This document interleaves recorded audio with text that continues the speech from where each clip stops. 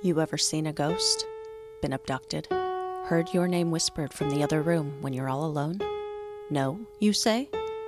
Me either. But if you're like me, you're still fascinated by the paranormal. It seems everyone else has had an experience, and you want to believe it all. So why doesn't it happen to us? What does it all mean? How does it work? Is any of it real? Welcome to Paranorm Girl, a show that will attempt to answer these questions by taking the paranormal completely apart in search of proof. I'm not a blind believer, nor a hardened skeptic. I'm just looking for answers and willing to accept what I find. What's spooky with you? Not the ending I was expecting. I had never seen The Exorcist before. It looked old, sitting there on the shelf of our local video rental shop, but it was Halloween. This was the tradition. And based on my mother's initial big warning of "you'll never be so scared again" in the car, and now her apprehensive stare of genuine fear, I returned my attention to the simple black and white cover of the silhouette under the street lamp. I nodded and snagged it from the shelf. We wandered around for a few more minutes before grabbing one other nondescript horror flick for our annual Halloween tradition of scary movies and junk food. My sister and I had become far too old in the last few years to trick-or-treat anymore, so this was the new Halloween for us, and I still do it to this day. I was so scared I slept with a Bible for weeks after I saw this movie, my mother proclaimed driving home. Yeah, right, I thought, looking down at it in my lap. Even the back description looked dumb as I convinced my internal teenage heart and mind that no matter what, I was definitely not going to be scared watching this lame-ass movie, even though the thought of possession was a scary thought to me, and demons, and the devil. Would watching a movie like this open me up to Satan because it would make me that afraid? I had heard that being afraid of dark entities attracted them to you. No. Impossible. They wouldn't make movies like this if that were possible, right? They wouldn't continue selling Ouija boards if it was a literal portal to hell, right? We got through the first film, some slasher, and after a quick restroom break and refill of popcorn, we watched The Exorcist. My smirk and rolling eyeballs throughout said lame.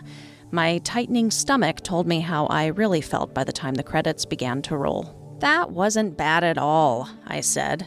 Yeah, okay. We're out of firewood. How about you hop on outside and grab some? My mother shot back.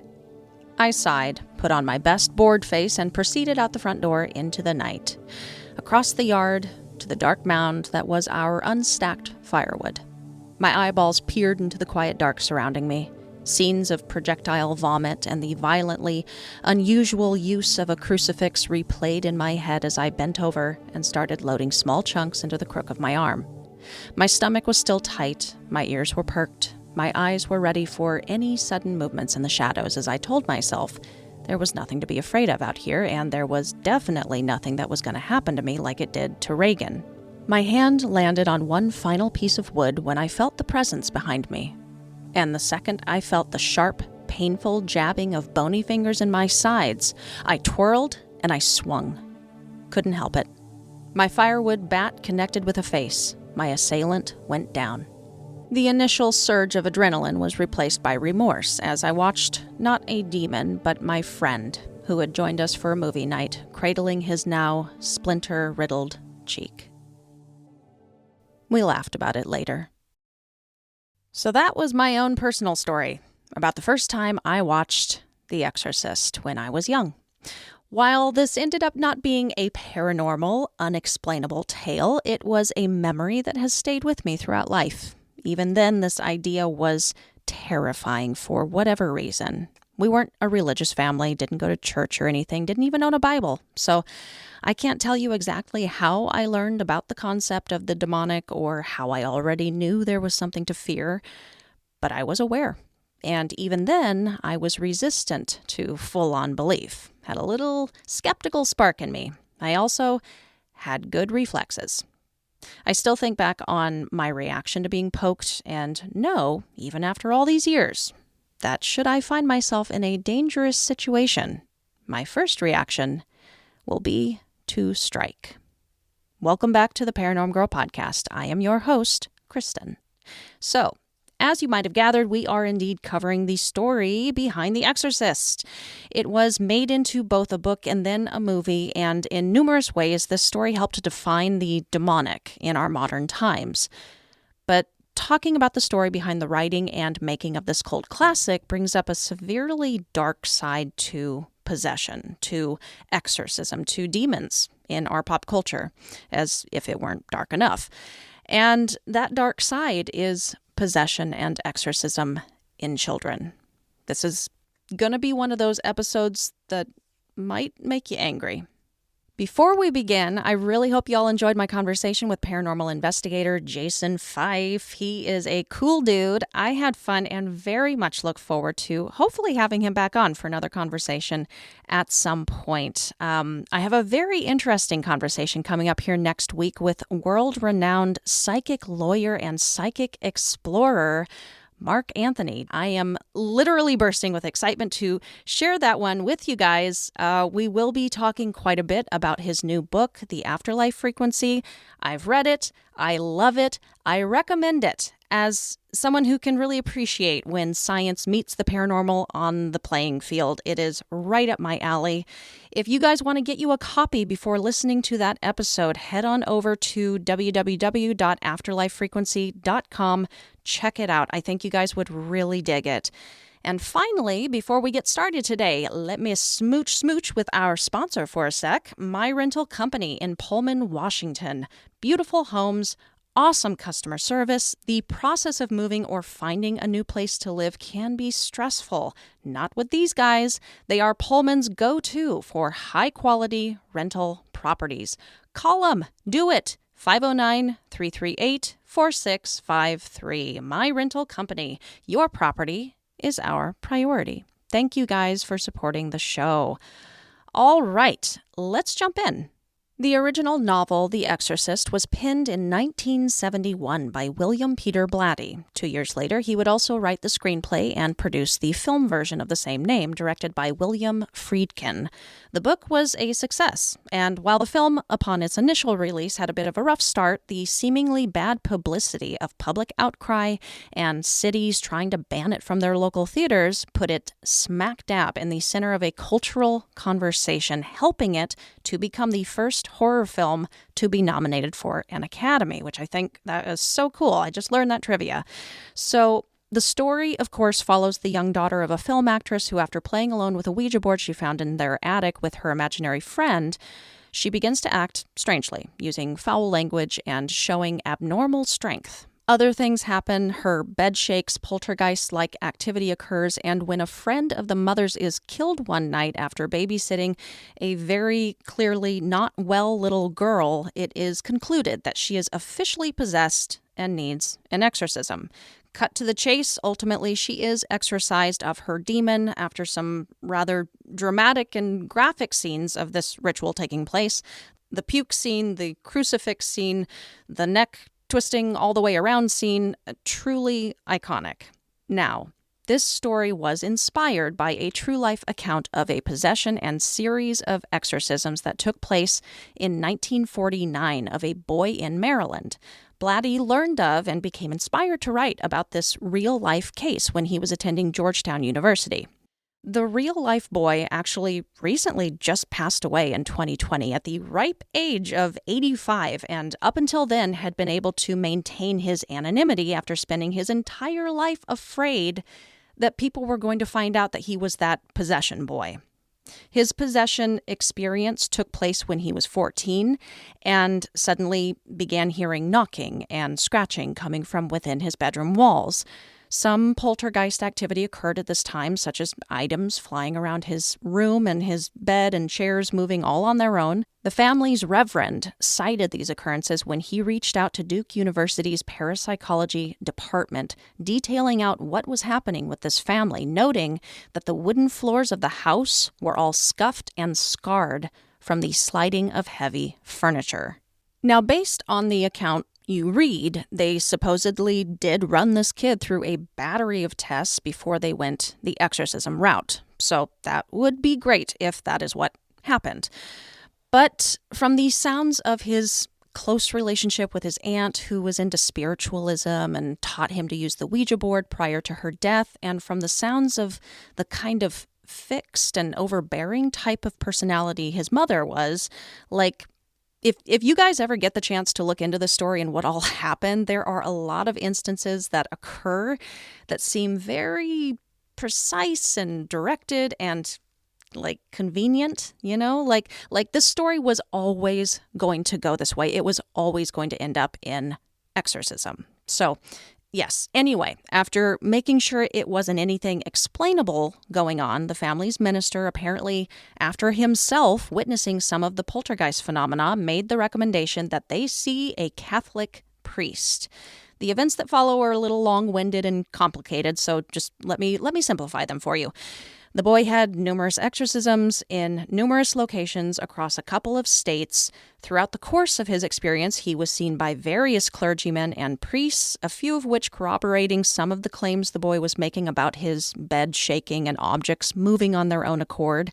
One of the priests, Walter Halloran, claimed that at one point the kid started speaking Latin and that words like evil and hell suddenly appeared scratched on the boy's body. Reportedly, after all of this craziness, the young lad was ultimately freed of his demon or demons and went on to live a relatively normal, quiet life. The original story and reported events are riveting. I can see absolutely how and why this would make such an incredible book and film, but skeptics and investigators have had 70 years now to take a crack at getting to the bottom of what really happened, and you better believe they did or made a good attempt to. Most notably, the poking of holes done by writer-investigator Mark Opsasnick for Strange Magazine.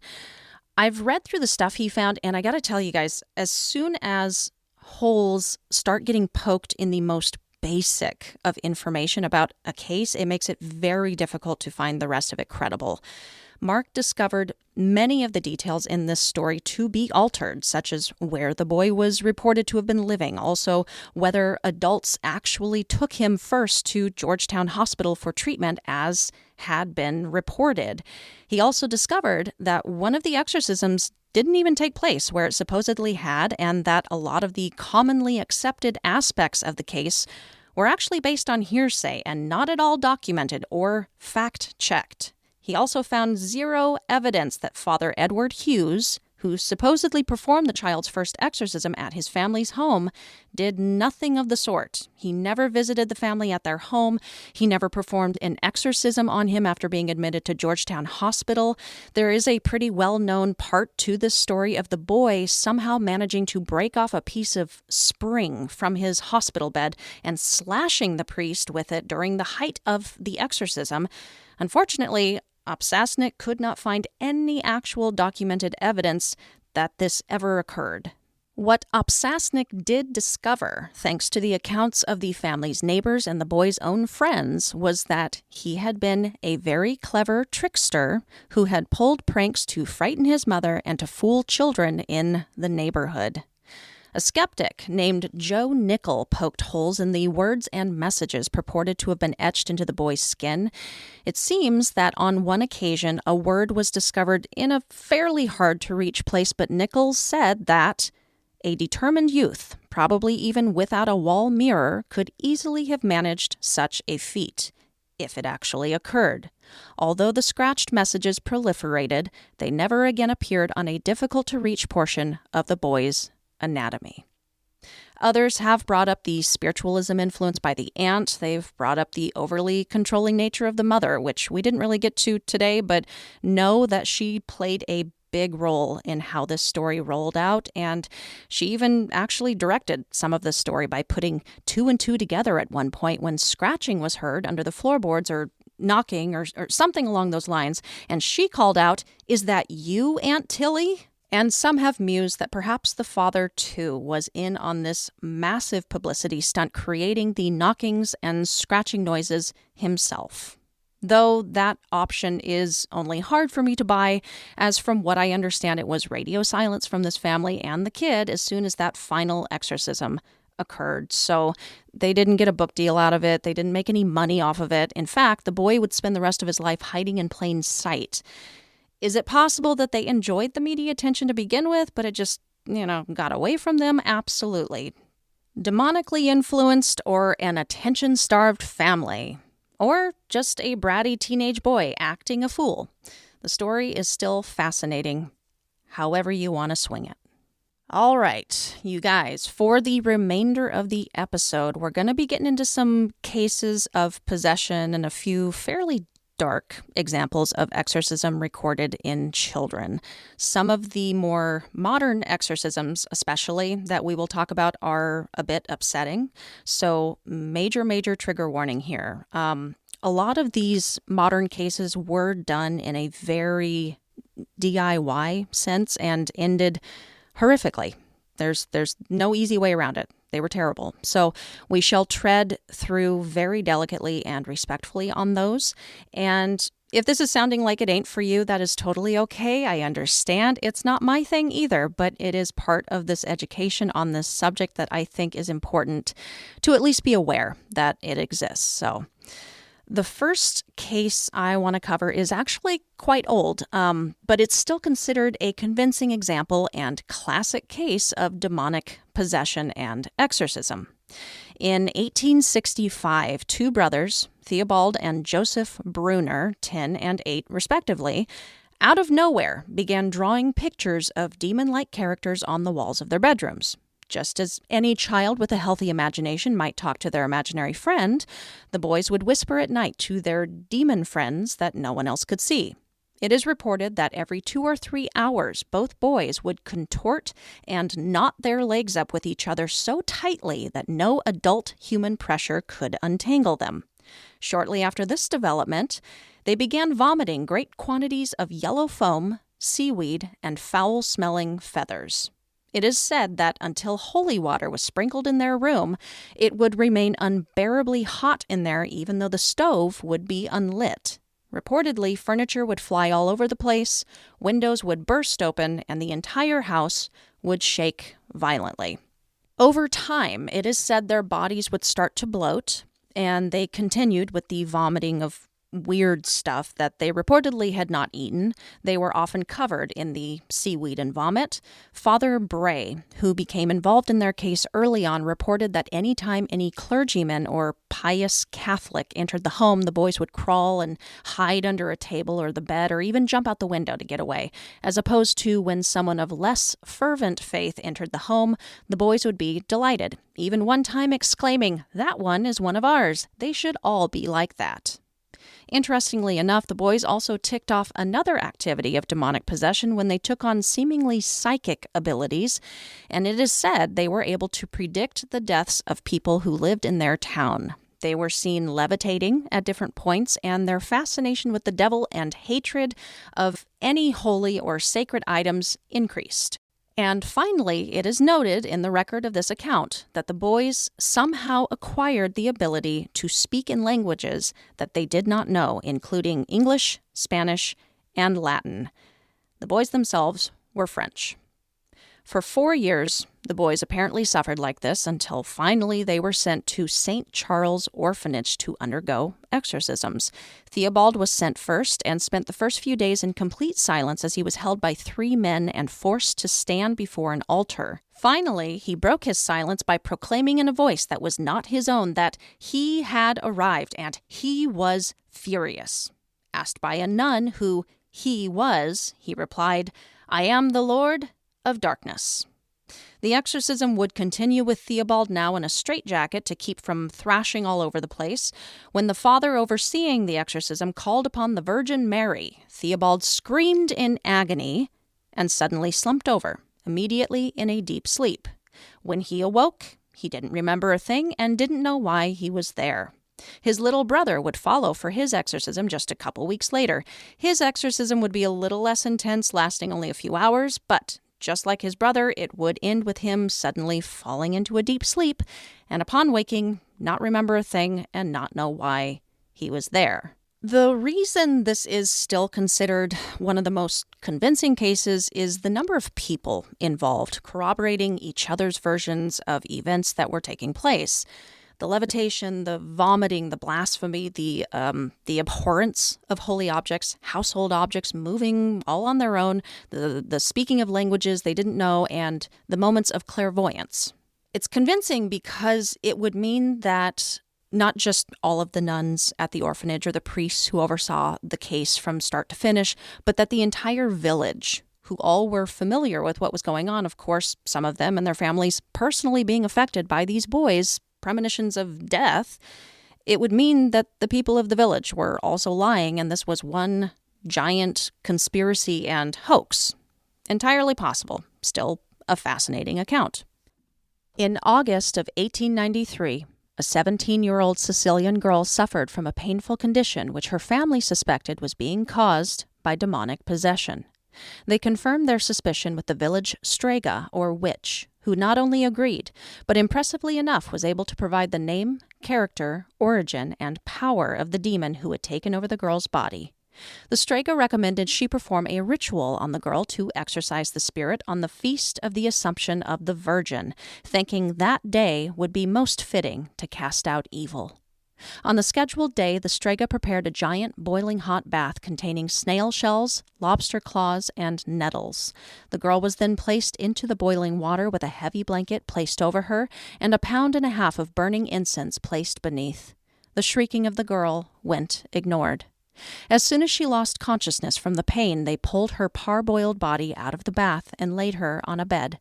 Before she took her last breath, the strega said, "Now the charm is beginning to work, and the demon is about to go out of her." In 1991, ABC aired America's first televised exorcism of an emotionally disturbed teenager named Gina. This was a high-profile event, and her exorcism was authorized to occur by the Archbishop of New York at the time, Cardinal John O'Connor. After all was said and done, and after the girl's mental illness was successfully treated with antipsychotic medication, this telecast was rightfully considered to be exploitative and misleading. Reverend Richard McBrien would say, "Televising this was indefensible. To sprinkle holy water over serious and complex problems is to trivialize them and ensure that they continue." A producer for ABC at the time said that while releases were obtained from both the girl and her mother, the two had felt pressure from the church to cooperate. That's pretty awful. But the girl, thankfully, left the experience with her life and was properly treated in the end. Unfortunately, even in our modern times, there is a very dark side of possession and exorcism in children that is horrific and heartbreaking. Following a couple of very high-profile cases of faith and belief-linked abuse and death of young victims in the UK in 2018, government statistics showed that witchcraft and possession were connected to almost 1,500 potential cases across the country in a single year. But even that number at the time was thought to be an underestimate. In Britain, it is thought that thousands of children could be abused by relatives who believe they are either witches or are possessed by evil spirits. The beliefs are very real, with very real consequences if taken to the extreme. In the past, adults trying to rid the child of the evil spirit attempt to burn it out, cut it out, strangle it out, drown it out, or starve and beat the child. In an article by The Independent, Dr. Lisa Oakley, who is a senior psychology lecturer at the University of Chester, said that the abuse stems from genuine belief systems where people believe they are doing the right thing for a child. Researcher Insp Davis says that abuse of children related to witchcraft and demons is often hidden in plain sight because most people don't actually know what signs to look for and they don't understand it. He says that though the beliefs in witchcraft and spirit possession range in communities and religions across the country, they are very common beliefs within both Christianity and Islam, where a lot of the victims surface. Even today, an internet search can yield groups offering their exorcism services and claiming to cleanse demons and evil spirits for a price. One online ministry referenced in this article who offer this service blames things like depression, financial issues, and health problems on supernatural forces. While mainstream denominations obviously still offer their exorcism services, there are some truly horrible cases of exorcisms in children that happen behind closed doors in a very DIY fashion at the hands of the adults that those children were supposed to be able to trust. These cases were very hard to get through, but it's important that we draw a line in the sand here. And in order to do that, we need to be aware that this crap is going on. And not just in some faraway country by some backwards thinking, archaic type belief system or culture. It is happening here in our own backyard in modern times. We didn't do nothing wrong. We did what the book of Matthew said. All we did is ask God to deliver him. That is what Pastor David Hemphill told the Milwaukee Journal-Sentinel newspaper. On August 26, 2003, Torrance Cantrell was murdered in Hemphill's brother's church during an exorcism. He was just 8 years old. We were asking God to take this spirit that was tormenting this little boy to death, Hemphill said. We were praying that hard, but not to kill. What was tormenting this boy so, you might ask? Well, you see, Torrance was autistic. His mother had been bringing him to her newfound church 3 times a week for the 3 weeks leading up to his death in hopes of curing him of his autism. This church blamed evil spirits for his condition. So, they wrapped him tightly in sheets, 3 adults held him down, and then they prayed. After an hour of prayer, one of the parishioners noticed the boy was no longer moving. That is when they called the emergency services, but it was already too late. Church members claimed that they only wrapped Torrance in the sheets to keep him from scratching himself or others, but his grandmother told reporters that force had been used, that he was restrained, held down, and smothered to death. I was unclear what the denomination of this church was or what their usual exorcism protocol entailed, but this whole story definitely has an off-the-books type energy. But that was almost 20 years ago. Though it was horrific, maybe we've evolved since then. Surely, we would never do anything so monstrous now. In 2020 in Sri Lanka, a mother took her 9-year-old daughter to a local exorcist, who beat her with a cane to unconsciousness. The girl died shortly after at the hospital. In 2019, Pablo Martinez of Tucson, Arizona, held his 6-year-old under scalding hot running water because he had noticed just earlier that week that there was a demon inside of him and he needed to exorcise it. Allegedly, when the police department arrived, Pablo wouldn't let them inside and told the officers that they wouldn't understand, that they weren't in the right mindset. A 4-year-old girl in 2020 and a 2-year-old girl in 2011 were both beaten to death because their parents believed they had demons in them.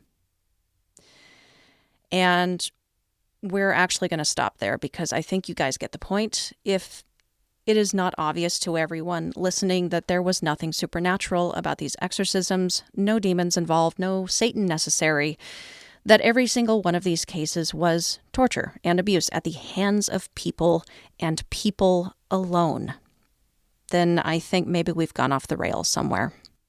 Perhaps some of these cases were brought on in a sudden episode of delusion or psychosis, but if the fear of some arch-villain boogeyman had not been implanted to begin with, I guess no one will ever be able to say that these extremely unnecessary exorcisms would not have taken place. This was parental filicide, and it's actually nothing new.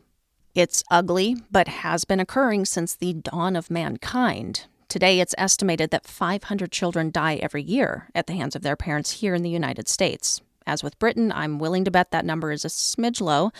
Altruistic filicide, meaning a parent kills out of some twisted sense of love for their child. They believe that death is the kinder option, and it's not always because there is an evil spirit inside the child. Sometimes they do it because of an illness or a deformity. So, yes, this type of thing is nothing new, but it will always take whatever vehicle is available to the parent at the time. Unfortunately, I suspect that until we can start having a very open, unbiased, and honest cultural conversation about religion, history, spirituality, or afterlife theory, and start deconstructing the lies that our ingrained beliefs are built on, and dissolving the misinformation about all of this stuff that continues being passed down generation after generation, unfounded fears of the supernatural variety will continue to be used as a vehicle for abuse. The only way to combat fear and ignorance is with knowledge and with the truth. I hope, no matter where your belief lies, that we at least agree on that. That is going to end the discussion for today. If you have anything to add to it, I am always available to listen and to discuss. Email me at paranormgirlpod@gmail.com or message me on the socials. The handle is at paranormgirlpod for any of them. That's a wrap for today. Here's your final note.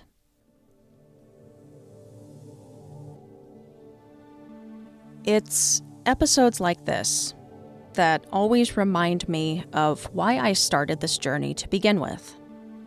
These extremely hard episodes, the ones that go the darkest. Having the knowledge in hand, even if it's terrible stuff, that is power. You can make decisions based on that. You can make a change based on what you know. Here is what I know now. This subject of demons and possession goes so much deeper than a simple discussion on the paranormal. Identities are built on this stuff. Lives have been lost because of it. But it's because it's tangled up in people's religious superstitions. Here is my current line of thinking.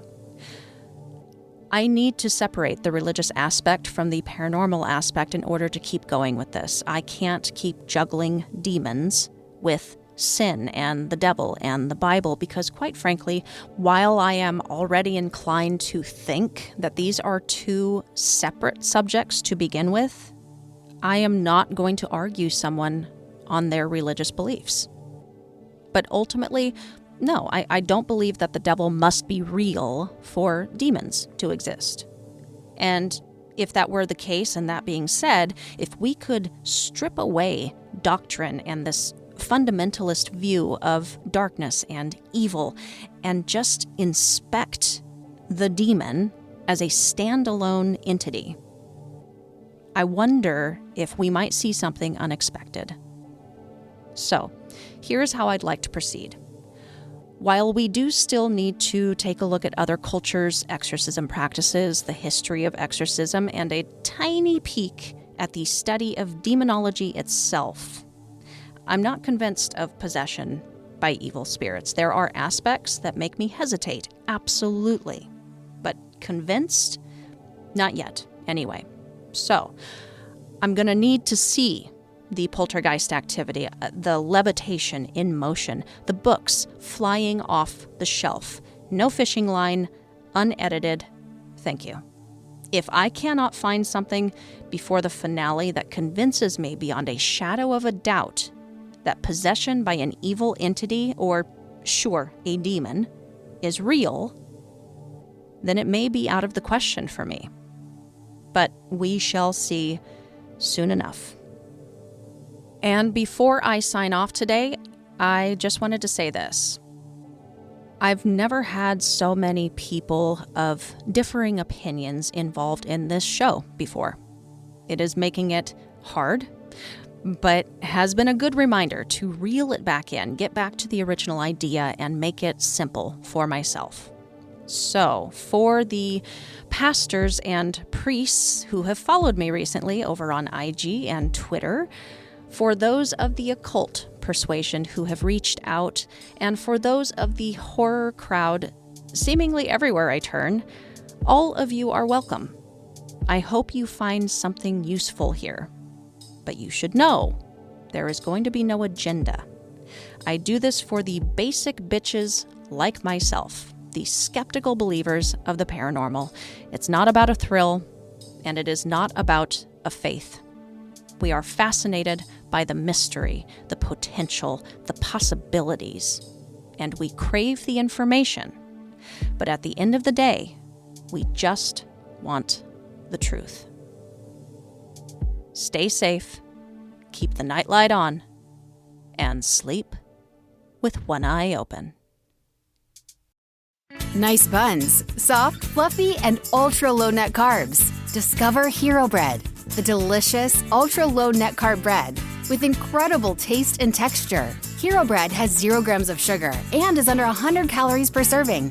Plus, high in fiber with 5 to 10 grams of protein per serving. Available on Amazon.com, Walmart.com, and at hero.co. That's HERO.co. Delicious, ultra-low net carb Hero Bread buns and tortillas. Soft and fluffy, high in fiber, and with 0 grams of sugar, up to 10 grams of protein, coming in at under 100 calories. Order today at hero.co and use the code AH10 to get 10% off your first purchase. That's AH10 at hero.co. HERO.co. Order from hero.co now and get 10% off your first purchase with promo code AH10. That's 10% off with code AH10. HERO.co.